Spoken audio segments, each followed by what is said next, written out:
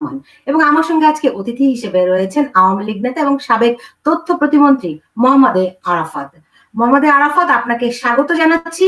প্রথমে জানতে চাই কোথায় আছেন, কেমন আছেন? ধন্যবাদ, ভালো আছি। আচ্ছা, আপনি যদিও আমাকে ব্যাখ্যা করেছেন যে আপনি কেন ভিডিও প্রোগ্রামে আসবেন না, তারপর আমার দর্শকদের জন্য যদি একটু বলতেন যে আপনি একজন রাজনীতিবিদ, আপনি একজন খুবই দাপুটে সরকারের প্রভাবশালী প্রতিমন্ত্রী ছিলেন এবং শেখ হাসিনার শেষ দিনগুলোতে আপনি তার কাছে ছিলেন। একজন রাজনীতিবিদ হয়েও কেন আসলে এখনো আত্মগোপনে থাকতে হচ্ছে, এমনকি ভিডিও কলেও আসছেন না? কারণটি যদি আমার দর্শকদের জন্য একটু ব্যাখ্যা করতেন। এখানে ব্যাখ্যা করার কিছু নাই, এটা আমাদের একটা স্ট্র্যাটেজিক ডিসিশন। এটা পরবর্তীতে প্রথমে তো আমরা চুপ করেছিলাম, তারপরে ধীরে ধীরে আমরা স্টেটমেন্ট দেওয়া শুরু করেছি। এখন আমাদের বক্তব্য দিচ্ছি। বিভিন্ন টেকনিক্যাল কিছু ইস্যুজ আছে, প্রবলেম আছে, আস্তে আস্তে সবকিছুই হবে। এখানে আসলে ব্যাখ্যা বিশ্লেষণে কিছু নাই। জি, এমনিতে 5ই আগস্টে ধরেন দুদিন আগেও কিন্তু আপনি ব্রিফিং গুলো করেছেন, আপনারা যথেষ্ট কনফিডেন্ট ছিলেন। শেষ দুদিনে কি এমন ঘটেছিল?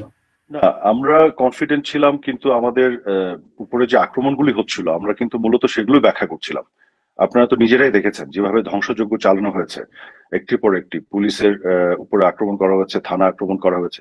আমরা কিন্তু আমাদের সকল বক্তব্যে একটি জিনিস বারবার বলে এসেছিলাম যে ছাত্ররা যারা তাদের যে আন্দোলনের যে বিষয় ছিল, তাদের যে দাবি ছিল, সেগুলো নিয়ে কিন্তু আমাদের আলোচনা তাদের সাথে হচ্ছিল এবং তাদের সেই দাবি কিন্তু আমরা বিচারিক প্রক্রিয়ায় সমাধান করছিলাম। আমরা বারবার বলেছি যে ছাত্রদের দাবির সাথে আমাদের কোনো দ্বিমত নেই। আমার অনেকগুলো বক্তব্য আছে, এটা এখন চালালে দেখতে পারবেন। তবে যেহেতু এটা কোর্টের বিষয়, কোর্টের মাধ্যমে আমাদের এটা সুরাহা করতে হবে এবং আমরা কোর্টে, সর্বোচ্চ আদালতে আমরা ছাত্রদের পক্ষেই, তাদের দাবির পক্ষে আমরা ফাইটটা করছি।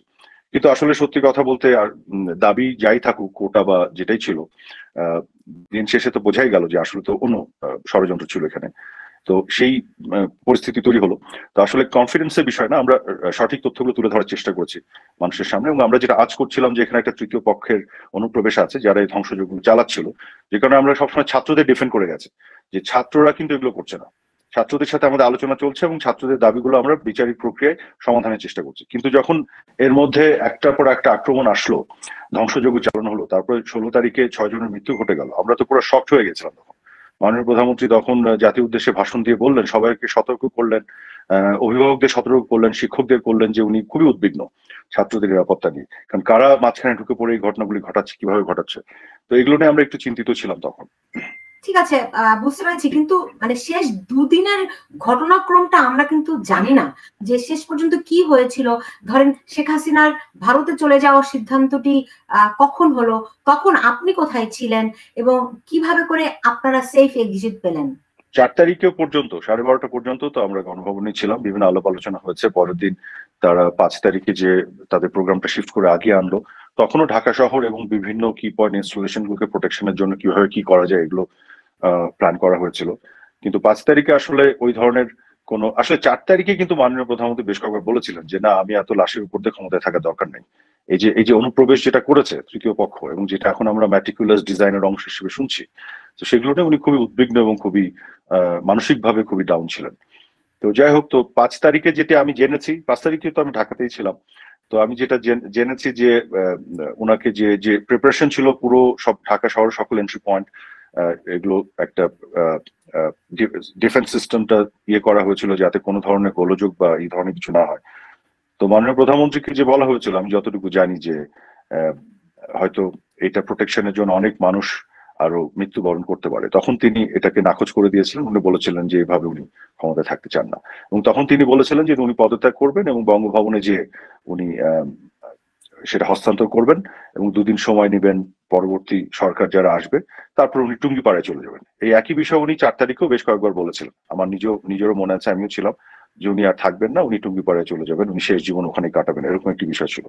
কিন্তু যেটা হলো যে 5 তারিখে যখন উত্তরা দিক থেকে আসলে ছেড়ে দেওয়া হলো এবং তারপরে মাননীয় প্রধানমন্ত্রীকে এসে বলা হলো যে না, মব চলে আসছে এবং মাননীয় প্রধানমন্ত্রীকে যদি তারা গণভবন থেকে রিমুভ না করে, তাহলে এসএসএফ এবং পিজিআর এর যে অব্লিগেশন আছে, কনস্টিটিউশনাল অব্লিগেশন, তাদেরকে কিন্তু গুলি ছুটতে হবে এবং মাননীয় প্রধানমন্ত্রীকে ওখান থেকে শিফট না করলে সেক্ষেত্রে দেখা যাবে যে আবার ক্যাজুয়ালিটি হওয়ার সম্ভাবনা আছে। তো তারা একটা হিসেব করে বললো যে 45 মিনিটের মতো সময় পাওয়া যাবে, এই মব এখানে আসছে। তো তখন উনি বলেছেন ঠিক আছে, উনি যদি বঙ্গভবনে না যেতে পারেন উনি টুঙ্গিপাড়ায় চলে যাবেন। তো ভারতে চলে যাওয়ার আসলে কোনো পরিকল্পনা ছিল না, এটা প্রশ্নও আসে না। কিন্তু তখন আমি যতটুকু জেনেছি পরবর্তীতে উনাকে অনেকটা ফোর্স করে, অনেকটা জবরদস্তি জোর করে উনাকে হেলিকপ্টারে উঠানো হয়েছিল, নিয়ে যে দেশের বাইরে পাঠিয়ে দেওয়ার একটা বিষয় ছিল। কিন্তু উনি কিন্তু শেষ পর্যন্ত উনি টুঙ্গিপাড়ায় চলে যেতে চেয়েছিল, দেশ ছাড়তে উনি চান। এবং এটা যেটা বলা হচ্ছে যে উনি দেশ ছেড়ে চলে গেছেন বা পালিয়ে গেছেন, যে শব্দগুলো ব্যবহার করা হচ্ছে না, ভবিষ্যতে এগুলো বের হবে, উনাকে জোর করে বাধ্য করা হয়েছিল। কিন্তু আমরা যেটা শুনতে পাচ্ছি বা যেটা বলা হচ্ছে যে তিনি আরো মানে গুলি করে হলো, আরো হতাহত করে হলেও তিনি ক্ষমতায় থাকতে চেয়েছিলেন, এমনকি তিনি কোনোভাবেই পদত্যাগ করতে রাজি ছিলেন না। একেবারে মিথ্যা কথা। রেহানাকে দিয়ে অনুরোধ করানো হয়েছিল। শেষে সজীব ওয়াজেদ জয় একেবারে মিথ্যা কথা। কারণ হচ্ছে একেবারে মিথ্যা কথা। কারণ উনি তো 4 তারিখেই আপনার বিকেলের পর থেকে কয়েকবার আমাদেরকে বলেছিলেন উনি আর থাকতে চান না। উনি এভাবে বলছিলেন যে আমি দেশ চালাতে পারছি না, এত হচ্ছে, ওদের এত খারাপ লাগছে, ওরা দেশ চালাক, আমি টুঙ্গিপাড়ায় চলে যাবো। উনি ক্ষমতা ছেড়ে দিতে 4 তারিখে বেশ কয়েকবার বলেছিলেন। কাজে এগুলো একেবারে, আমরা যারা প্রত্যক্ষদর্শী আমরা জানি এগুলো একেবারে মিথ্যা কথা। এবং যেটি হয়েছিল, যেটি সজীব ওয়াজেদ জয়কে ফোন করে তাকে যেটা বোঝানোর ব্যাপার ছিল, সেটা হচ্ছে উনি দেশ ছাড়তে চাচ্ছিলেন না, উনি ক্ষমতা তো আগে তিনি ছাড়তে চেয়েছিলেন। এবং উনি বলেছিলেন উনি পদত্যাগপত্র লিখে সাইন করবেন রাষ্ট্রপতির কাছে, যে উনি এটা হস্তান্তর করবেন এবং পরবর্তী সরকার যেই আসবে, যেভাবে আসবে সেটি উনি ওভারসি করবেন। কিন্তু তারা যখন তাকে জোর করে বঙ্গভবন থেকে বের করে দেশের বাইরে পাঠাতে চাচ্ছিল, সেই সময় উনি এটা জিদ করেছিলেন উনি দেশের বাইরে যাবেন না। তখন ওই শেখ রেহানাকে দিয়ে বোঝানোর ব্যাপার বা জয়কে ফোন করা হয়েছিল, এই বিষয়গুলি ঘটেছে। কিন্তু আগের দিনও 4 তারিখ উনি বারবার বলেছেন উনি থাকবেন না, এবং উনি বারবার একই কথা বলতেন উনি টুঙ্গিপাড়ায় চলে যাবেন। আমরা বরং 2-1 জন বলেছিলাম যে আপনি টুঙ্গিপাড়ায় চলে যাবেন, ক্ষমতায় থাকবেন না, ওরা তো আসলে আপনাকে হত্যার পরিকল্পনা করছে। সামনে আছে একটা আন্দোলন, আর পিছন দিকে তো বিভিন্ন ধরনের জঙ্গি এবং এসব সন্ত্রাসীদেরকে নিয়ে এক ধরনের ওনাকে হত্যা করার পরিকল্পনা ছিল। তো এই ধরনের অনেক কমপ্লিকেটেড একটা সিচুয়েশন ছিল 4 তারিখ 5 তারিখে পুরোটা মিলে। তো এইগুলো সত্য আস্তে আস্তে ধীরে ধীরে বের হবে ভবিষ্যতে। আরেকটি জিনিস ধরেন 3 তারিখে সেনাপ্রধান এবং তাদের সেনাবাহিনীর যে বৈঠকটি হয়েছিল, সেখানে কিন্তু ঘোষণা দেওয়া হয়েছিল, রীতিমতো ঘোষণা দেওয়া হয়েছিল যে তারা কোনোভাবে গুলি চালাবে না। আপনারা কি তারপরও বুঝতে পারেননি যে সময় ফুরিয়ে গেছে? না, কারণ গুলি চালাবেন কেন? আমরা তো গুলি চালানোর কথা বলি নাই। ওনারা বলেছিলেন যে জনগণের উপরে গুলি চালাবেন না, এবং আমরা কি চেয়েছি? আমরা তো বলেছি জনগণের উপরে কোনোভাবেই গুলি চালানো যাবে না। কাজে তার অবস্থান আমাদের অবস্থান তো একই ছিল। এবং 4 তারিখে তো আমাদের জাতীয় নিরাপত্তা কাউন্সিলের মিটিং হয়েছে। সেই 4 তারিখে সেই মিটিং আমি ছিলাম, সেনাপ্রধান ছিলেন, 3 বাহিনীর প্রধান ছিলেন, নিরাপত্তা উপদেষ্টা এবং সবাই বিভিন্ন সংস্থার প্রধান ছিলেন, মাননীয় প্রধানমন্ত্রীর নেতৃত্বে মিটিং হয়েছে। সেখানেও তো সেনাপ্রধান বক্তৃতা দিয়েছিলেন। কাজে সেখানেও তো বলা হয়েছিল যে যতগুলো কি পয়েন্ট ইনস্টলেশন আছে এবং ঢাকা শহরকে প্রতিরক্ষা এবং প্রোটেকশন দেয়া, কোথা থেকে? ধ্বংসযোগ্য এবং আক্রমণ থেকে প্রোটেকশনের দায়িত্ব তো এটা আইন শৃঙ্খলা বাহিনী। তো সেই একটা শহরকে, একটা রাষ্ট্রকে আপনার সুরক্ষা দেয়া আর জনগণের উপরে গুলি চালানো, দুটো তো দুই জিনিস। ওইটার মধ্যে আপনি মেসেজ তো পাওয়ার কোনো সুযোগ নেই। কারণ আমাদের অবস্থান তো সবসময় ছিল যে কোনোভাবে যাতে ক্যাজুয়ালিটি না হয়, কোনো হতাহত না হয়। কারণ 16 তারিখে যখন প্রথম 6 জনের মৃত্যু হলো, আমরা তখন শকড হয়ে গেছিলাম কোথা থেকে এই ঘটনাগুলি কিভাবে ঘটছে। তারপরে তো আমরা এগুলোকে ইনভেস্টিগেশনের জন্য বললাম, এবং মাননীয় প্রধানমন্ত্রী কিন্তু জুডিশিয়াল কমিটি গঠন করে দিলেন, ইউনাইটেড নেশনসকে বললেন, জাতিসংঘকে বললেন আমাদেরকে সহযোগিতা করতে। আমাকে দায়িত্ব দেওয়া হয়েছিল, আমি নিজে বিভিন্ন সংস্থা, পৃথিবীর বিভিন্ন সংস্থার সাথে যোগাযোগ শুরু করেছিলাম ফরেন্সিক এক্সপার্ট এদেরকে আনার জন্য, একটা আন্তর্জাতিক তদন্ত করতে যে কেন এরা এই ঘটনাগুলি ঘটছে, কিভাবে ঘটছে। কারণ যতগুলি হতাহত হচ্ছে এবং মৃত্যু হচ্ছে, এটা তো আমাদের বুকের উপর এসে ভারী হয়ে চাপছে। আমরা তো সরকারে, তখন এই দায়িত্ব আমাদেরকেই নিতে হয়। যে কারণে আমরা তো চাচ্ছিলাম না এই ঘটনা ঘটুক, আমরা তো চাচ্ছি যে টেনশনটা ডিফিউজড হোক, আমরা চাচ্ছি যাতে এই ঘটনাগুলি না ঘটুক। এবং কিন্তু যে পক্ষ চাচ্ছিল যে আরো মৃত্যু হোক, আরো হতাহত হোক, আরো টেনশন বাড়ুক, যাতে সরকার পড়ে যায়, এটা তো অন্য পক্ষ চাচ্ছিল। আমরা তো এটা চাইনি। আমরা কেন গুলি ছোড়ার কথা বলবো? এবং গুলি ছোড়ার যে হবে না, এটা তো আমাদেরই সিদ্ধান্ত। এটা শুনে কেন আমরা অন্য কোনো মেসেজ নিব? এটা নিয়ে তো কোনো প্রশ্ন আসে না। ধরুন 16 তারিখ আপনি বলছেন যে 16 তারিখ 6 জনের মৃত্যুর পরে আপনারা শকড হয়ে গেছিলেন। তো 16 তারিখ থেকে 5 তারিখ প্রায় 3 সপ্তাহ, এর মধ্যে কিন্তু ওই 16 তারিখে মাত্র 6 জনের মৃত্যু। এরপরে প্রায় জানেন যে কি পরিমাণ, অন্তত বাংলাদেশের সরকারি হিসেবেও 800-র উপরে এই সংখ্যা নিয়ে নানা রকম মতভেদ আছে, কিন্তু অনেক প্রাণহানি হয়েছে। তো এই 3 সপ্তাহ লাগলো কি আপনাদের এটা বুঝতে যে এরকম একটি পরিস্থিতি? এখানে আপনারা ধরেন আওয়ামী লীগ একটা বাংলাদেশের সবচেয়ে পুরনো রাজনৈতিক দল, তারা মাঠের একেবারে তৃণমূলের সঙ্গে আওয়ামী লীগের সম্পর্ক। তো আপনারা এই ব্যর্থতার জন্য কি কি এখন পর্যন্ত প্রায় 4.5 মাস 5 মাস হতে যাচ্ছে, হয়ে গেছে, তো আপনাদের মূল্যায়নগুলি কি কি কি কি ব্যর্থতা আপনারা আইডেন্টিফাই করতে পেরেছেন? একটা জিনিস খেয়াল করেন, 16 তারিখে যখন 6 জনের মৃত্যু হলো, আবু সাইদ সহ, ওখানে ছাত্রলীগেরও একটা ছেলে ছিল ঢাকা কলেজের, আপনার যদি মনে আছে। ওই 16 তারিখে সকালবেলা আমরা খবর পাচ্ছিলাম যে আগের দিন স্টেট ডিপার্টমেন্টের একটা স্টেটমেন্টে বলা হচ্ছে দুজন নাকি মারা গেছে। তো আমরা কিন্তু খুঁজছিলাম কিভাবে দুজন মারা গেল, আমি কোনো মিডিয়াতে রিপোর্ট হয়নি, কোথাও হয়নি। আমি 16 তারিখে দিনের বেলা সকালবেলা গণভবনে গেলাম এবং এটা নিয়ে মাননীয় প্রধানমন্ত্রীর সাথে আলাপ হলো, কিন্তু আমরা কিন্তু খুঁজে পাচ্ছি না। আমরা আমাদের সমস্ত গণমাধ্যমের যারা আছেন এবং বিভিন্ন সূত্রে যতগুলো ল এনফোর্সমেন্ট এজেন্সি আছে, আমরা খুঁজছি যে এই তথ্য কোথা থেকে পেলো, এবং আসলে কিন্তু আদতে একজনও মারা যায়নি।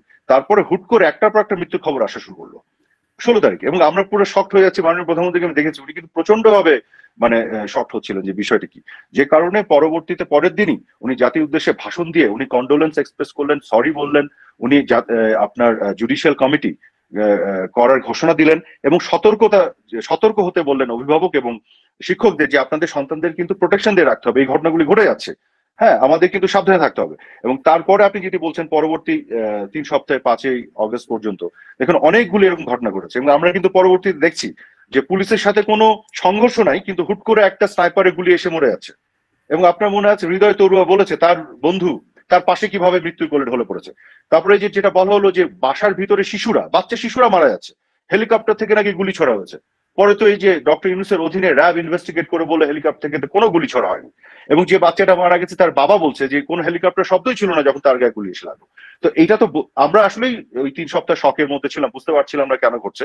কিন্তু মাননীয় প্রধানমন্ত্রী দেখেন উনি জুডিশিয়াল কমিটি করে তদন্ত করতে শুরু করলেন, উনি জাতিসংঘকে ডাকলেন, আমরা বিভিন্ন সংস্থার সাথে যোগাযোগ শুরু করলাম, উনি যারা আহত হলেন তাদেরকে দেখার জন্য হসপিটালে দৌড়ে গেলেন এবং তাদের সুচিকিৎসার ব্যবস্থা করলেন। যারা নিহত হয়েছেন তাদের পরিবারের সদস্যদেরকে গণভবনে ডেকে তাদের পাশে আমরা দাঁড়ালাম, তাদেরকে সরকারিভাবে অনুদানের ব্যবস্থা করা হলো, তাদের পাশে থাকা এবং বিচারের ব্যবস্থা কমিটমেন্ট করা হলো। মাননীয় প্রধানমন্ত্রী তো সবকিছু করেছেন কিন্তু ওই সময়টুকুর মধ্যে।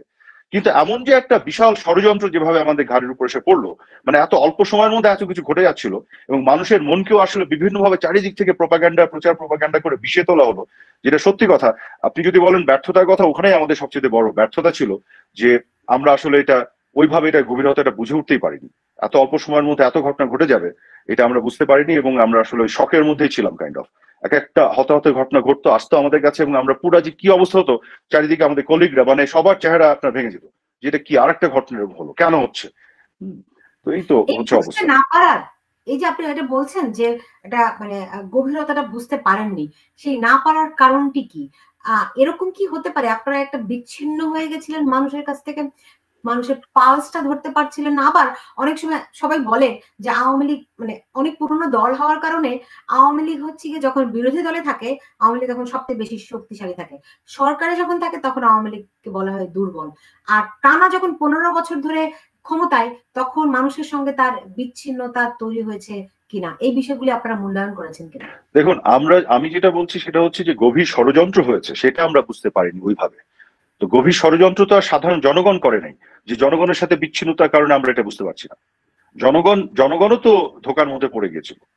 আমি কখনোই মনে করি না যে আমাদের জনগণের সাথে বিচ্ছিন্নতা তৈরি হয়েছিল বা ছিল, অবশ্যই আমাদের সংযোগ সবসময় ছিল।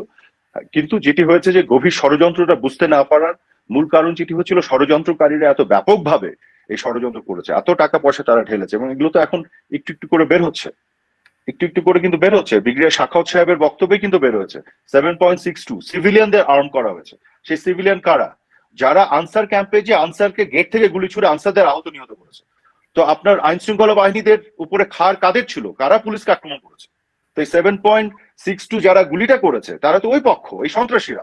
তো এই জিনিসগুলো কিন্তু বুঝে ওঠা একটু কষ্টই ছিল তখন। তো সেটা আমাদের অবশ্যই ব্যর্থতা ছিল, এবং অবশ্যই আমি মনে করি আমাদের দায়ও ছিল, দায় আমাদের নিতে হবে। আমরা যখন সরকারে ছিলাম আমাদের দায় আছে, কিন্তু এই দায় স্বীকার করেছিলাম বলেই আমরা জুডিশিয়াল কমিটি করেছিলাম তদন্তের জন্য, জাতিসংঘকে আহ্বান জানিয়েছিলাম, প্রত্যেকটি আহত নিহত পরিবারের পাশে দাঁড়িয়েছিলাম, আহতদের পাশে মাননীয় প্রধানমন্ত্রী গিয়েছিলেন, তাদের সুচিকিৎসার ব্যবস্থা করেছিলেন। আমরা দায় নিয়েছিলাম বলেই এই কাজগুলি আমরা করেছিলাম, এবং এখনো আমরা বিচার চাই। আমাদের কথা হচ্ছে যে বিচারটা হতে হবে। আমরা যে জুডিশিয়াল কমিটি করেছি সেই জুডিশিয়াল কমিটি ভেঙে দিয়েছে সরকার, কেন? এখন পর্যন্ত তারা কোনো কমিটি করেনি তদন্তের জন্য। জাতিসংঘকে যে আমরাই তো ডেকেছিলাম, তারপরে যাই হোক তারাও ডাকতে বাধ্য হলো, কিন্তু এখন জাতিসংঘকে তারা তথ্য দিচ্ছে না, আপনি কিছুদিন আগে দেখেছেন রিপোর্ট হয়েছে, জাতিসংঘ কিন্তু খুবই, তাদের যে ফ্যাক্ট ফাইন্ডিং টিম কিন্তু খুবই হতাশ যে তারা কোনো কোঅপারেশন পাচ্ছে না। তো কেন এটা হচ্ছে বলেন? মাঝখান দিয়ে আবার কি হলো যে ইনডেমনিটি দিয়ে দিল। কেন ইনডেমনিটি?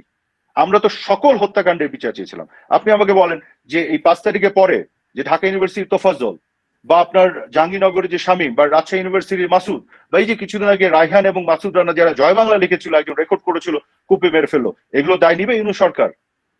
শত শত আওয়ামী লীগের নেতা কর্মীকে যে হত্যা করা হলো 5 তারিখের পরে, এত পুলিশ হত্যা করা হয়েছে, এই পুলিশের পরিবারের সদস্যদের তাদের অধিকার আছে না বিচার চাওয়ার? তারা এগুলো দায় নিবে? নিচ্ছে? আমরা তো নিয়েছিলাম, আমরা তো তদন্ত করেছিলাম, আমরা তো পাশে দাঁড়িয়েছিলাম। এই সরকারের ভূমিকা নিয়ে আপনার কাছে আমি ফিরবো, আমার অনেকগুলো প্রশ্ন আছে, কিন্তু মানে 5ই আগস্ট এবং ওই সময়কার ঘটনাগুলিতে এখনো আমাদের অজানাই। তখন সেনাবাহিনীর ভূমিকা আপনারা কিভাবে মূল্যায়ন করছেন, এবং আপনাদের কাছে কি পুরো পরিস্থিতি সম্পর্কে কোনো গোয়েন্দা প্রতিবেদন কি ছিল নাকি ছিল না? গোয়েন্দা তো আসলে এইভাবে কাজ করে না যে পুরো পরিস্থিতি নিয়ে। হ্যাঁ, একটা তো ছিল, আমাদের তো গোয়েন্দা সংস্থাগুলো তো জানা ছিল যে আমাদের একটা মিটিংও হয়েছিল স্বরাষ্ট্র মন্ত্রণালয়, আমি সেই মিটিং এ ছিলাম, এটা আরো আপনার অগস্টের শুরুতে মনে হয়, বা জুলাই শেষের দিকে, যেখানে কিন্তু প্রতিবেদনগুলো দেওয়া হয়েছে যে যেভাবে মানে আপনার ইভেন ঢাকা থেকে চিটাগং এ যে তেলের যে ট্যাঙ্ক বাহী যে গাড়িগুলো, সেগুলোকে আক্রমণ করা হয়েছে, তেলের যে বিভিন্ন ডিপো গুলো সেগুলো আক্রমণ করা হয়েছে, জেলের মধ্যে জেল ব্রেক করে ঢুকে জঙ্গিদের বের করে নিয়ে আসা হয়েছে 800 কয়েদি। তো এগুলো কিন্তু পুরো একটা, আমরা কিন্তু আজ করতে পারছিলাম না একবারে সেটা না, করছিলাম যে এগুলো তো কোনো শান্তিপূর্ণ আন্দোলনের লক্ষণ না, এখানে তো একেবারে জঙ্গিবাদী একটা মহাপরিকল্পনা নিয়ে তারা নেমেছে এবং এক ধরনের যুদ্ধ ঘোষণা করে। এবং আজকে কিন্তু তারা এটা স্বীকার করছে যে এত পুলিশ হত্যা না করলে, ধ্বংসযজ্ঞ না চালালে আপনার এইভাবে কি তাদের নাকি তাদের কথিত বিপ্লব সফল হতো না। তো কোটা আন্দোলনের বিষয়টা যে একটা জাস্ট কাভার ছিল, হ্যাঁ, পিছন দিকে যে ব্যাপারগুলি ছিল এগুলো প্রতিবেদনে উঠে এসছে, একেবারে আসেনি সেটা ঠিক নয়।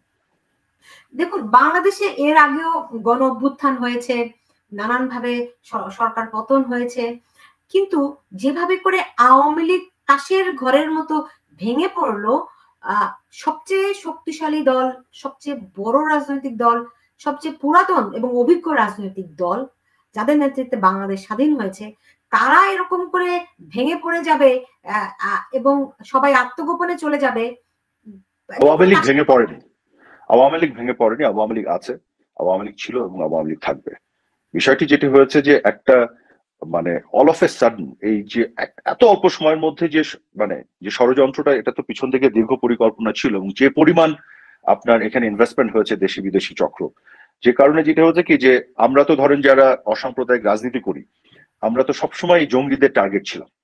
তো যেভাবে আমাদেরকে এই পতনের দিকে নিয়ে যাওয়া এবং জঙ্গিদের ছেড়ে দিয়ে আমাদেরকে একটা ঝুঁকির মধ্যে ফেলে দেওয়া হলো, তো যে কারণে আপনি খেয়াল করে দেখেছেন যে যারাই এই ঝুঁকিকে মোকাবেলা করার জন্য আমাদের বিভিন্ন পন্থা অবলম্বন করতে হচ্ছে সাময়িকভাবে। আমরা যদি নিজেদেরকে সেফ অ্যান্ড সিকিউর না করি, আমরা তাহলে ইভেন্চুয়ালি রিঅর্গানাইজ রিগ্রুপ করে ফাইট ব্যাক কিভাবে করব? যারা সেটা করতে পারেনি তাদেরকে কিন্তু আপনার জেলে ঢুকে রেখেছে, মিথ্যা মামলা দিয়েছে। প্রত্যেকটি আওয়ামী লীগের নেতাকর্মীর বাসা আপনার আক্রমণ করা হয়েছে, লুটতারাজ করা হয়েছে। গোটা বাংলাদেশে আওয়ামী লীগের সমস্ত অফিস যেগুলো আছে সেগুলো ভেঙে ফেলা হয়েছে। আমার বনানীতে যে অফিস যেটি ছিল সেটাই পুরোটা আপনার লুট করা হয়েছে, এবং সবকিছু আপনার নিয়ে গেছে, কম্পিউটার এবং ভেঙে চুরে রেখে চলে গেছে। তো এই ধরনের আক্রমণের মুখে আপনি কি করবেন? এই ধরনের আক্রমণের মুখে আমি মনে করি যে আমাদেরকে অবশ্যই নিজেদেরকে, জঙ্গিদের ঝুঁকির মুখে আমাদেরকে অবশ্যই কৌশলগতভাবে সেই অবস্থা নিতে হয়েছে। কিন্তু আমরা, আওয়ামী লীগ ছিল, আছে এবং থাকবে। আওয়ামী লীগ তাসের ঘরের মতন ভেঙে পড়েনি। আওয়ামী লীগ মোকাবেলা করবে, করেই বাংলাদেশ এবং জনগণের স্বার্থে আওয়ামী লীগ কাজ করবে। জি, ধরেন মানে এখন যে পরিস্থিতি, এতে তো একেবারে তৃণমূলের নেতাকর্মীরা মারাত্মকভাবে তারা এফেক্টেড, তারাই হত্যার শিকার হচ্ছে, নির্যাতনের শিকার হচ্ছে, বাড়িঘরে থাকতে পারছে না, তাদের বাড়িঘর জ্বালিয়ে পুড়িয়ে দেওয়া হচ্ছে। অনেকে অভিযোগ করেন যে এটি আসলে দল হিসেবে আওয়ামী লীগের একটা বড় ব্যর্থতা, যে তাদের যেই কর্মীদেরকে এইভাবে করে মানে এভাবে করে ছেড়ে দেয়া, সবাই গোপনে চলে যাওয়া, কোন রকম দিক নির্দেশনা না থাকা, এটি একটা এত বড় একটা দলের কাছ থেকে কেউ আশাও করে না, এবং এটি একটা দায়িত্বহীন পরিস্থিতি, এমনটাই কিন্তু অনেকে অভিযোগ করছেন। দেখুন, যারা দেশে কোনো না কোনো ভাবে দেশের ভিতরে আটকে গেছেন, তারা কি দিক নির্দেশনা দিতে পারছেন? আওয়ামী লীগের শীর্ষ পর্যায়ের কত নেতা, সাবেক মন্ত্রী, এমপি, তারা তো সব জেলে। তারা কি দিক নির্দেশনা দিতে পারছেন? বরং বাইরেও আছেন, তারা তো নিরাপদে আছেন। আমি না, কেউ নিরাপদে নাই, কেউই নিরাপদে নাই, কেউ ভালো অবস্থায় নাই, এতটুকু আপনাকে বলতে পারি। আপনার এমন একটা পরিস্থিতিতে সবাইকে নিজেকে সিকিউর করতে হয়েছে, কেউ নিরাপদে এবং ভালো অবস্থায় নাই। বরং আমি বলছি যে যারা সেই ঝুঁকি মোকাবেলা করে কিছুটা নিজেকে সিকিউর করতে পারছেন, তারাই হয়তো এখন অনেক ক্ষেত্রেই নেতাকর্মীদের সাথে যোগাযোগ করে তাদের পাশে দাঁড়াতে পারছেন। কাজে দেশে থেকে আপনি যেটা বলছেন একেবারে সামনাসামনি মুখোমুখি হয়ে ওই বীরত্ব দেখানো, দেখে আপনি জেলে ঢুকবেন, আপনাকে মেরে ফেলবে, আপনাকে হত্যা করবে, তখন তো আপনি কিছুই করতে পারবেন না। কাজে এখন আমি মনে করি যারা নিজেদের কিছুটা নিরাপদ নিরাপদ নিরাপদ জায়গায় রাখতে পেরেছেন, তারাই বরং এখন কিছু তাদের সীমাবদ্ধ সাধ্যের মধ্যে চেষ্টা করছেন যোগাযোগ করে বিভিন্ন জনের সাথে। আমরা তো যোগাযোগ করছি তো বিভিন্ন নেতাকর্মীদের সাথে, মাননীয় প্রধানমন্ত্রী কিন্তু তৃণমূলে বিভিন্ন জনের সাথে যোগাযোগ করছেন এবং কথা বলছেন, তাদের পাশে থাকার জন্য উনি আছেন এবং বিভিন্ন জনের মাধ্যমে চেষ্টা করা হচ্ছে তাদের বিভিন্ন ধরনের সহায়তা প্রদান করার। তো কাজেই এইটা কিন্তু ঠিক না যে আওয়ামী লীগের সবাই সবকিছু ছেড়ে চলে গেছে। যারা বরং সিকিউর করেছে, নিরাপদ করছে নিজেকে, তারাই এখন করতে পারছেন কিছুটা হলেও, তাদেরও সীমাবদ্ধতা আছে। কিন্তু যারা পারেননি তারা তো সব আপনার জেলের মধ্যে, তারা তো আরোই পারছেন না, তাই না? তবে এটা খুবই সত্যি কথা, গোটা বাংলাদেশে আওয়ামী লীগের তৃণমূলের কর্মীদের উপরে যে আঘাত নেমে এসছে, যেভাবে তারা অন্যায় অত্যাচার করছে এবং আক্রমণ করছে, এটা তো এখন দেশের মানুষ বিশ্ব দেখছে। যে যারা এতদিন গণতন্ত্র মানবাধিকারের কথা বলে, বড় অভিযোগ হচ্ছে কি যে ধরেন যারা এরকম তৃণমূলের কর্মী, প্রকৃত আওয়ামী লীগ, তারা অনেকখানি দল থেকে বিচ্ছিন্ন ছিলেন, যারা যেটি বলে যে হাইব্রিড, এরকমরাই আওয়ামী লীগের প্রভাবশালী ছিল এবং দল হিসেবে কিংবা সরকার হিসেবে আওয়ামী লীগ সরকার অনেকখানি প্রশাসনের উপর নির্ভরশীল ছিল। এই দিক থেকে কি মনে হয় যে এটাও একটা বড় ধরনের অভিযোগ এবং দলকে আবার সংগঠিত করতে এইগুলো একটা বড় চ্যালেঞ্জ হয়ে দাঁড়িয়েছে? আপনি আওয়ামী লীগের কেন্দ্রীয় কার্যনির্বাহী সংসদে যারা আছেন দেখেন, আপনি ওখানে দেখেন মেজরিটি 90% উপরে আপনি পাবেন দলের সাথে দীর্ঘদিন ধরে কাজ করে যাওয়া তৃণমূলের কর্মীরা, যারা বিভিন্ন পর্যায়ে নেতা হয়েছে। আওয়ামী লীগের বিভিন্ন স্তরে দেখেন কমিটিগুলো। না না, আপনি যে প্রশ্ন, না আমি বলি, আপনি প্রশ্নটা একটু শেষ করি। হ্যাঁ, এই ধরনের সাংগঠনিক কিছু দুর্বলতা তো অবশ্যই ছিল, আমি এটা অস্বীকার করবো না যে সব জায়গাতে আমরা সাফল্যের সাথে সবকিছু করেছি। অবশ্যই আমাদের ব্যর্থতা ছিল, আমাদের ভুল ভ্রান্তি ছিল, কিন্তু এই যে ঢালাও অভিযোগ যেগুলো, সেগুলো আমি মনে করি না এগুলো ঠিক। তবে আওয়ামী লীগের প্রশাসনের উপরে যেটি বলছে, রাষ্ট্র পরিচালনার ক্ষেত্রে তো অবশ্যই প্রশাসনের একটা বিষয় থাকে, সেটা সাথে নিয়ে কাজ করতে হয়। আর দল এবং সংগঠনের ক্ষেত্রে সেটা সাংগঠনিক ভাবে বিষয়গুলি দেখতে হয়। তবে সব মিলিয়ে আমি যেটি বলবো যে কিছু কিছু বিষয় যেভাবে ঢালাও ভাবে বলা হয়, সেটা তথ্যপত্র এবং আপনি যদি একেবারে স্পেসিফিক্যালি দেখেন, সেক্ষেত্রে সব ক্ষেত্রে হয়তো এগুলো সঠিক মনে হবে না। But at the same time আমি মনে করি অনেক ক্ষেত্রে ভুল ভ্রান্তি ব্যর্থতা এগুলো তো ছিলই, চলার পথে এগুলো হয়। আমরা এটা দাবি করতে চাই না যে আমরা কোনো ভুল করিনি, অবশ্যই না, আমাদের অনেক ভুল ছিল, ভুল করেছি, ভুলগুলো হয়েছে, সেগুলো নিয়ে আলাপ করছি আমরা, সেগুলো নিয়ে আমরা অ্যানালাইজ করি ভবিষ্যতে কিভাবে এখান থেকে শিক্ষা নেওয়া যায়, সেই জিনিসগুলো থেকে সেগুলো যাতে আবার না করা যায়, সেগুলো নিয়ে আমাদের আলাপ আলোচনা চলে। দেখুন, একটা জিনিস আমি এর আগে একটা ইন্টারভিউতে বলেছি, আবার বলি, আপনি ভুল থেকে ইতিবাচক কিছু কখন আনবেন? যখন আপনি ভুলটা স্বীকার করবেন, যখন যদি ভুল হয় সেটা যদি আপনি স্বীকার করেন, সেখান থেকে যদি আপনি শিক্ষা নেন এবং আপনি ভবিষ্যতে যদি সেটা না করেন। আমরা এই প্রক্রিয়ার মধ্যে আছি। আমাকে কি আপনি সুনির্দিষ্ট তিনটা ভুল বলতে পারেন প্রায়োরিটি করে? এটা এক নম্বর ভুল। না, এভাবে ইন্টারভিউতে ভুল নিয়ে আলোচনা করার কোনো সুযোগ নেই। আমরা এগুলো নিয়ে নিজেদের মধ্যে আলাপ আলোচনা অ্যানালাইজ করছি, সেগুলো আমরা ভবিষ্যতে একটা বড় আকারে তুলে ধরবো অবশ্যই। ওকে, ধরেন, কারণ এখন ইন্টারভিউতে এগুলো যদি আবার বলি তাহলে এটা আরেকটা ভুল হয়ে যাবে, তো ভুলের উপর আরেকটা ভুল করা ঠিক হবে না। জি, কিন্তু ধরেন অনেক ভুল আছে আমরা শুধরাতে পারি, অনেক ভুল আপনি চাইলেও শুধরানোর কিছু নাই। ধরেন এতগুলি তরুণ প্রাণ ঝরে গেছে, এটি তো একটা বিরাট ক্ষতি। শুধুমাত্র পরিমাণ না, বাংলাদেশের মানুষ কোনোদিনও এই পরিমাণ, মানে ধরেন এরশাদ বিরোধী আন্দোলনেও কয়টা মানুষ মারা গেছে 9 বছরে, এর এত মানুষ মারা যায়নি, তার উপরে তরতাজা তরুণ প্রাণ, তাদেরকে আমরা কোনোদিনও ফেরত পাবো না। এই ভুল আপনারা কি দিয়ে শুধরাবেন? এটা তো ভুলের বিষয় না, এটা তো দোষের বিষয়। এই প্রাণগুলি ঝরলো কেন, যার এটার জন্য দায়ী দোষী, সেটাকেই তো আপনার শুধরানোর একমাত্র রাস্তা এই মুহূর্তে যে আপনার একটা তদন্ত করতে হবে, স্বচ্ছ এবং নিরপেক্ষ প্রক্রিয়া, এবং দোষীদের সাজায় আওতায় আনতে হবে। সেই প্রক্রিয়া তো আমরা শুরু করেছিলাম, সেই প্রক্রিয়া তো অফ করে দিয়েছে।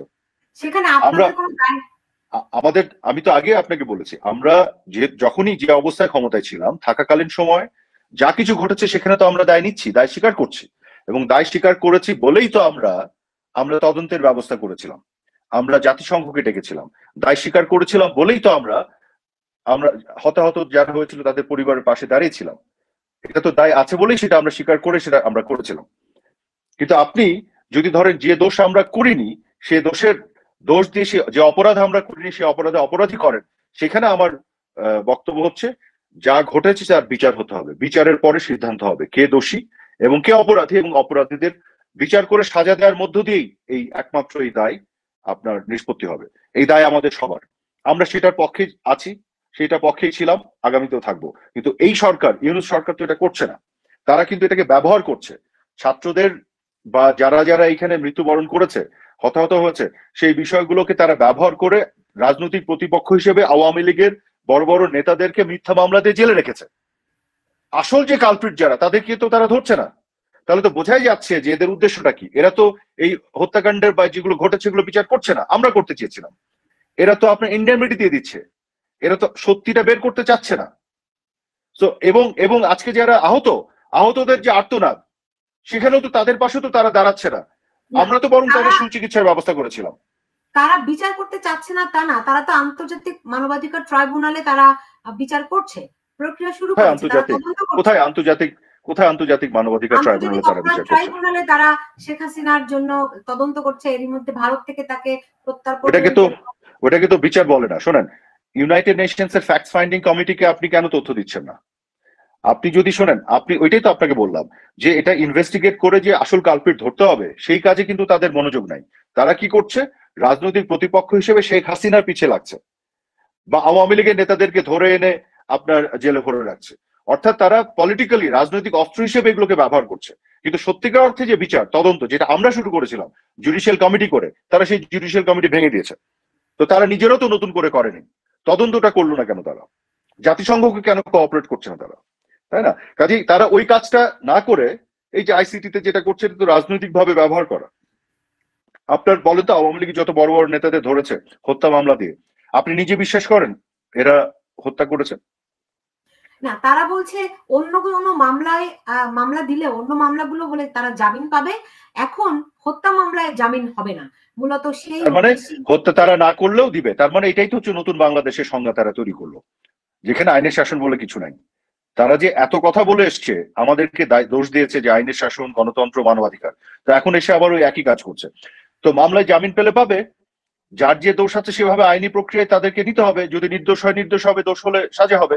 সেটা না করে একটা হচ্ছে মব তৈরি করে হত্যা করছে, খুন করছে, জঙ্গিদের লেলিয়ে দিয়েছে, আর হচ্ছে যাদেরকে হাতের কাছে পাচ্ছে মিথ্যা মামলা দিয়ে ধরে জেলে ভরছে, আর সেই মামলা মিথ্যা মামলা দিয়ে চাঁদাবাজিও চলছে। এই তো আজকে নতুন বাংলাদেশ, বাংলাদেশ 2.0। আরেকটি বিষয় দেখুন, সবাই ষড়যন্ত্রের কথা বলছে, সেখানে অভিযোগ আসছে ধরেন চায়না, আমেরিকা, ভারত, এই তিন দেশের ইনভলভমেন্ট অনেকভাবে শোনা যাচ্ছে। আমি এই সবগুলি ইনভলভমেন্টে যাব না, কিন্তু আমরা দেখতে পাচ্ছি যে চায়নার সঙ্গে আওয়ামী লীগের কোন রকম সম্পর্ক আমরা দেখতে পাচ্ছি না। অন্যদিকে ধরেন ডক্টর ইউনূস সরকার, তিনি এরই মধ্যে দেশটার সঙ্গে মানে ঘনিষ্ঠ হয়েছেন, সেটি শোনা যাচ্ছে। এবং ধরেন বিভিন্ন অন্যান্য রাজনৈতিক দলের নেতৃবৃন্দকে আমরা দেখেছি চায়না ঘুরে এসেছেন, বা একটা দ্বিপাক্ষিক সম্পর্ক রাজনৈতিক দলগুলোর মধ্যে চায়নার সঙ্গে হচ্ছে। এই বিষয়টিকে আপনারা কিভাবে করে মূল্যায়ন করেন? আওয়ামী লীগের সঙ্গে চায়নার সম্পর্কটি এখন কেমন? আওয়ামী লীগ যখন সরকারে ছিল তখন আওয়ামী লীগের ফরেন পলিসি একটা ছিল, ডিপ্লোমেসিটা এরকম ছিল, আমরা সকলের সাথে সম্পর্ক রেখেছি এবং আমাদের বক্তব্যটা খুবই সুস্পষ্ট ছিল যে কারোর সাথে শত্রুতা নয়, সকলের সাথে বন্ধুত্ব। তো চায়নার সাথে আমাদের বন্ধুত্ব ছিল। ফিউচারে আমরা আবার যদি রাষ্ট্র ক্ষমতায় আসি আমাদের তাই থাকবে। কারণ আমাদের কথা হচ্ছে বাংলাদেশের সাথে যে দেশের সাথে যে ধরনের সম্পর্ক তৈরি করতে হবে সেটা আমরা করবো, এবং সেটা আমরা করেছিলাম। আমাদের চায়নার সাথে বাণিজ্যিক সম্পর্ক ছিল, বাংলাদেশে অনেক ইনভেস্টমেন্ট তারা নিয়ে এসেছিল। পার্শ্ববর্তী দেশ হিসেবে ভারতের সাথে একটা বিশাল সম্পর্ক আমাদের ছিল, আমাদের সবচেয়ে বড় আপনার নেইবারিং কান্ট্রি। পাশ্চাত্যের বিভিন্ন দেশের সাথে সম্পর্ক ছিল, মিডল ইস্টের সকল দেশের সাথে সম্পর্ক ছিল, টার্কির সাথে আমাদের সম্পর্ক ছিল। তো এটা তো একটা ডিপ্লোম্যাটিক রিলেশনশিপের ব্যাপার। এটা তো আসলে দল হিসেবে আওয়ামী লীগের সাথে সম্পর্ক যতটা না, তার চেয়ে আপনার দেশ হিসেবে বাংলাদেশের সাথে আমরা রাষ্ট্র পরিচালনার ক্ষেত্রে কিভাবে ডিপ্লোমেসিটা করেছি, বিষয়টা সেরকম। কিন্তু ধরেন চায়নার সঙ্গে বেশ কিছু বিষয় রয়েছে, ভারতের সঙ্গে আবার সেগুলো কন্ট্রাডিক্টরি রয়েছে। তো সেই ক্ষেত্রে পররাষ্ট্র নীতিতে সরকারের অবস্থান নিয়ে কি কোনো সংকট তৈরি হয়েছিল? না, আপনাকে একটা জিনিস বুঝতে হবে, ভারতের সাথে চায়না তো অবশ্যই এক ধরনের সমস্যা আছে। তারপরে আবার ভারত এবং চায়না দুটো দেশই কিন্তু আবার ব্রিক্সে আছে। দেখুন, ভারতের সাথে আমেরিকার এত ভালো সম্পর্ক, বিশেষ করে মোদী সরকারের সাথে, ইভেন ট্রাম্প যে নতুন করে ইলেক্টেড হয়ে আসছে তাদের, কিন্তু আবার ভারত কিন্তু আবার ব্রিক্সে আছে, যেটা নিয়ে আপনার আমেরিকান গভর্নমেন্টের বেশ কিছু সমস্যা আছে। তো এটা তো আপনার সবকিছু একই জায়গায় অ্যালাইন হবে। আন্তর্জাতিক সম্পর্কের ক্ষেত্রে বিষয়টা এরকম না। আপনাকে আন্তর্জাতিক সম্পর্কগুলো দেখতে হবে আপনার দেশ এবং দেশের মানুষের স্বার্থে। সব যে জায়গাটা নিতে হবে সেইভাবে আপনি সম্পর্কগুলো তৈরি করবেন। এমন না যে আমি আমেরিকার পক্ষে, এই জন্য সবকিছু আমেরিকা যেভাবে চিন্তা করে সেদিকে থাকবো, বা আমি রাশিয়ার পক্ষে সেভাবেই থাকবো। মাননীয় প্রধানমন্ত্রী শেখ হাসিনা কি করেছিলেন? ভারতের সাথে চমৎকার সুসম্পর্ক রেখেছিলেন এবং ভারতের সাথে দীর্ঘদিনের অনেক সমস্যার সমাধান করেছিলেন। ল্যান্ড বাউন্ডারি এগ্রিমেন্ট থেকে শুরু করে বিভিন্ন ধরনের সমস্যা যেগুলো আমাদের ছিল উনি সমাধান করেছিলেন কিন্তু ছিটমহল যে বিষয়গুলি। But at the same time চায়নার সাথে সম্পর্ক রেখেছিলেন, আমেরিকার সাথে আমাদের সম্পর্ক ছিল, ওদিকে আমরা রাশিয়া থেকে আবার নিউক্লিয়ার পাওয়ার প্ল্যান্ট আমরা বানিয়েছিলাম। তো ইউরোপের বিভিন্ন দেশের সাথে সম্পর্ক, মিডল ইস্টের সাথে আমাদের গভীর সম্পর্ক তৈরি হচ্ছিল, কাতার, সৌদি আরব, ইরান এবং তুরস্ক, সেগুলো তো আমাদের ছিল। কাজে এটা তো একটা বিগার পিকচারে বাংলাদেশের স্বার্থকে সামনে রেখে আপনার এই সম্পর্কগুলো তৈরি করতে হয়। আপনি কোনো একটা পার্টিকুলার দেশ কিভাবে ইন্টারন্যাশনাল আমেরিকার সঙ্গে বাংলাদেশের গত 15 বছরে কিন্তু খুব ভালো সম্পর্ক ছিল না। আমার এখনো মনে আছে আপনার সৈয়দ আশরাফুল ইসলাম তিনি ড্যান মজিনাকে নিয়ে কটূক্তি করেছিলেন। আমেরিকাকে তো আওয়ামী লীগ সরকার কোনোভাবে থোড়াই কেয়ার করেছে, কোনো পাত্তাই দেয়নি, রাইট? না, যেটা হয়েছে যে আমেরিকার গভর্নমেন্টের সাথে সবসময় আমাদের ভালো সম্পর্ক ছিল। যেটা হচ্ছে এখানে অ্যাম্বাসিতে অনেকেই ধরেন বিভিন্ন ধরনের আমাদের আভ্যন্তরীণ রাজনীতির মধ্যে যখন নাক গলানো কথাবার্তা বলতো তখন সেগুলোকে প্রতিবাদ করা হতো। বিষয়টা এরকমই ছিল। তারা তো বিভিন্নভাবে আমাদের আভ্যন্তরীণ রাজনীতিতে আপনার ইন্টারভিন করার চেষ্টা করতো, সেখানে আমাদের বিভিন্ন বক্তব্য আসতো। কিন্তু আপনি যদি রিলেশনশিপের জায়গাটা দেখেন, কোনো কিছু তো বন্ধ হয়নি, সবকিছু তো কিন্তু চলেছে, এক্সপোর্ট ইম্পোর্ট থেকে শুরু করে সব ধরনের বিষয়গুলি, বা আমাদের অ্যাম্বাসিগুলোর মধ্যে যোগাযোগ এবং সবগুলি তো ছিল, সেগুলো প্রগ্রেসও করেছে। কিন্তু ধরেন এখন ভারত বিদ্বেষী বাংলাদেশের মানুষের একটা মনোভাব আজকে থেকে না, একদম ঐতিহাসিক ভাবেই বাংলাদেশের মানুষদের কিছু একটা অংশের মধ্যে ভারত বিদ্বেষী মনোভাব আছে, এবং এটা নিয়ে রাজনীতির একটা বড় চাল হচ্ছে গিয়ে ভারত বিদ্বেষী মনোভাব। এবং সেই ক্ষেত্রে বলা হয় যে এখন মানে আওয়ামী লীগ এবং ভারত এই দুটোই একই বিদ্বেষে পড়ে গেছে, এবং আওয়ামী লীগকে বলা হয় ভারতের তাবেদার, কিংবা ভারতের সঙ্গে বা আওয়ামী লীগ সরকার একটা নতজানু পররাষ্ট্র নীতিতে ছিল, বাংলাদেশ সবকিছু দিয়ে দিয়েছে ভারতকে। এই অভিযোগগুলোর বিপক্ষে আপনাদের কি এমন প্রমাণ আছে যে আপনারা বলতে পারেন যে বাংলাদেশ সমান মর্যাদা নিয়েই ভারতের সঙ্গে সব দ্বিপাক্ষিক সম্পর্ক বজায় রেখেছে? শোনেন, সমান মর্যাদা তো বটেই, বরং অন্য দলই যারা এসব কথা বলে তারা যা পারেনি আওয়ামী লীগ সেটা অর্জন করেছে ভারতের কাছ থেকে। ভারতের সাথে যে এই যে গঙ্গা চুক্তি, ফারাক্কা চুক্তি, এটা তো অন্য দলগুলি করতে পারে না, আওয়ামী লীগই তো করেছিল। এটা তো ঐতিহাসিক ভাবে সত্য। ল্যান্ড বাউন্ডারি এগ্রিমেন্ট, ছিটমহল বিনিময় চুক্তি, এটা তো আপনি পানি মেপেছেন যে দেখেছেন পাইনি কিনা, এই ধরনের কথাগুলি বলার কারণে সমস্যা হয়। প্রত্যেকদিন জয়েন্ট রিভার কমিশন পানি মাপে, চুক্তি অনুযায়ী প্রত্যেকদিন পানি আমরা পেয়েছি। এগুলো কিন্তু আপনারা না জেনে অনেক সময় বলে ফেলেন, মানুষ বিভ্রান্ত হয়। এগুলো কিন্তু বোঝার বিষয় আছে, পানিটা কিভাবে মাপে, কোন সময় থেকে কোন সময় আমাদের পানির জিনিসটা মাপতে হয়, এগুলো হাইলি টেকনিক্যাল।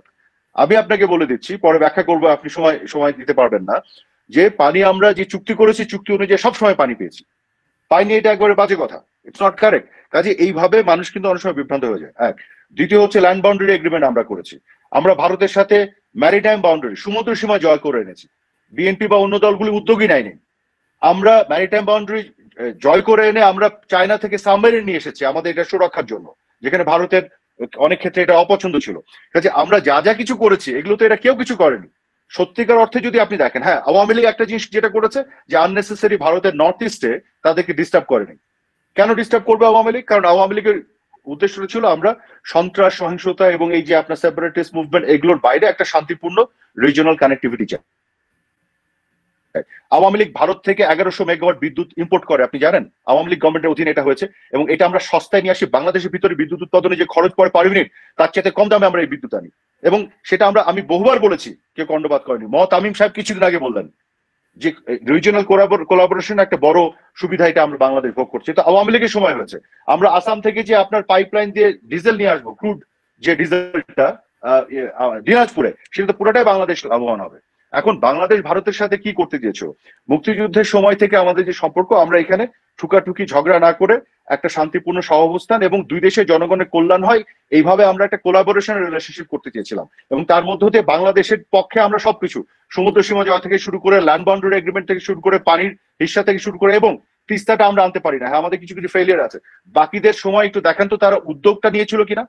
আমরা তো উদ্যোগ নিয়েছি, আমরা ধরেন 100টা উদ্যোগ নিয়েছি, 70টা পেরেছি, 30টা পারিনি। সরকারের সরকারের সময়ে যখন বেগম জিয়া ভারত সফরে গেছেন, ফেরত আসার পরে সাংবাদিকদেরকে প্রশ্ন করেছিলেন, তিনি বলেছেন আমি এটি বলতেই ভুলে গেছি, আমার মনে আছে এটি।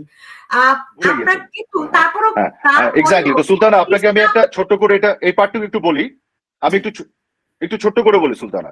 দেখেন, ভারতের সাথে হয়তো আমাদের 20টা কথার কথা বলছি, 20টা সমস্যা আছে, সেগুলো সবগুলো আমরা উদ্যোগ নিয়েছি। এই 20টার মধ্যে হয়তো 15টা আমরা সমাধান করেছি, 5টা পারিনি। এটা একটা কন্টিনিউয়াস প্রসেস, কিন্তু আমরা সবগুলো উদ্যোগ নিয়েছি। যেগুলো পারিনি সেগুলোকে ফুলিয়ে ফাঁপিয়ে দেখানো হয় যে আওয়ামী লীগ এগুলো করেনি, কিন্তু বাকিরা তো ওই উদ্যোগও নেয় নাই।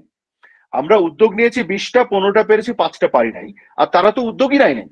কাজে আমরা কি করে ভারতের কাছে এটা নতজানু হলো? আসলে বিষয়টা হচ্ছে মুক্তিযুদ্ধের সময় থেকেই আওয়ামী লীগকে এবং মুক্তিযোদ্ধাদের পাকিস্তানপন্থীরা এই ভারতের তাবেদার এগুলো বলে আসছে। আপনি তখনকার দেখে নেন গোলাম আজম এবং রাজাকার এবং কোলাবোরেটরদের স্টেটমেন্ট গুলি, তারা তখনও তো বলতো আওয়ামী লীগ হচ্ছে ভারতের সাথে ষড়যন্ত্র করে পাকিস্তান ভাঙা ষড়যন্ত্র করছে। এটা তো নতুন বক্তব্য না, আমাদের দেশের আজকের জেনারেশন এরা জানে না, তাই এরা হয়তো ভাবছে।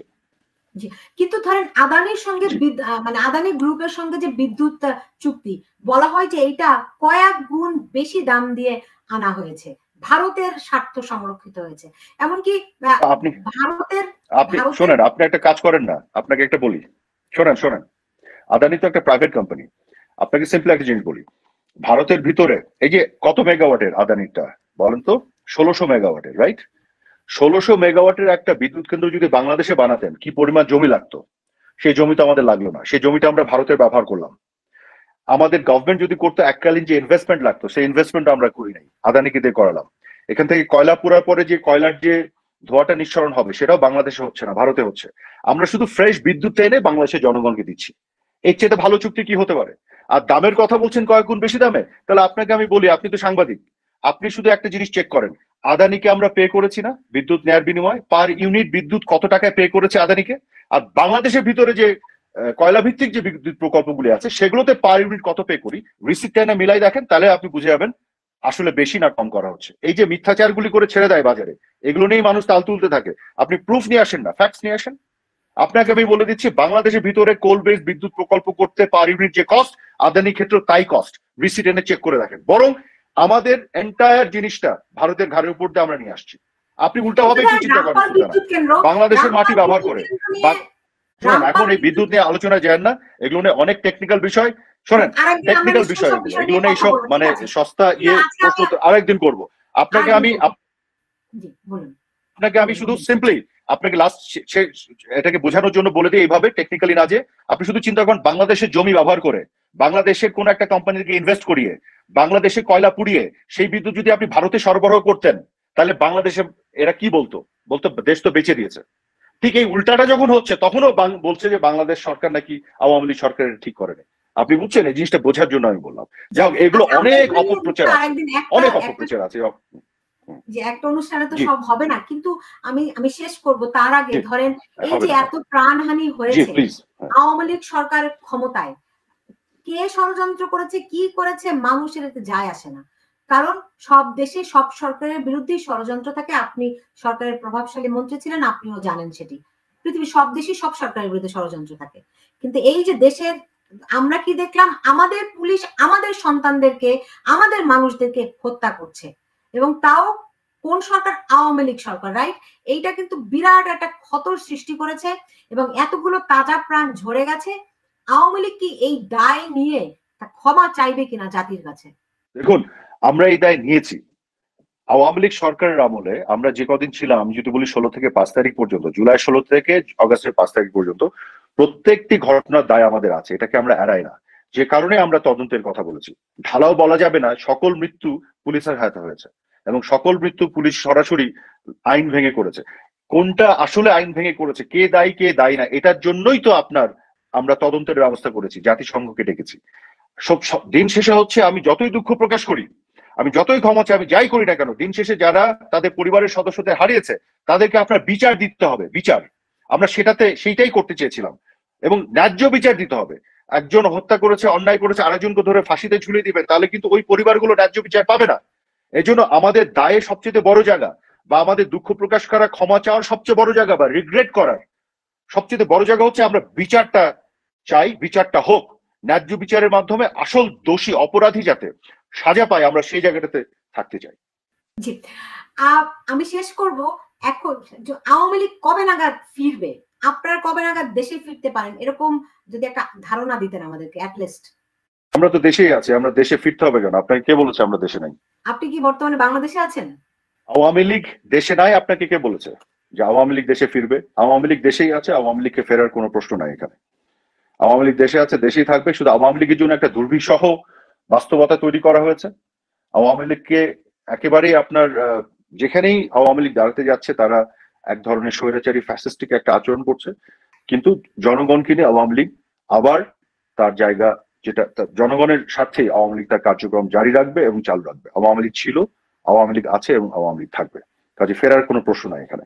আওয়ামী লীগের একজন সাংগঠনিক সম্পাদক, ধন্যবাদ সুলতানা। না আরেকটু সেটা হচ্ছে কি, আমার এই অনুষ্ঠানে তিনি বলেছিলেন যে আগামী 1-1.5 মাসের মধ্যে আওয়ামী লীগকে আবার খুব সরব দেখা যাবে। আপনার মন্তব্যটি জানতে চাই। হ্যাঁ, আমিও তার সাথে একমত। আরো সরব হবে আওয়ামী লীগ, ধীরে ধীরে আওয়ামী লীগ অবশ্যই হবে।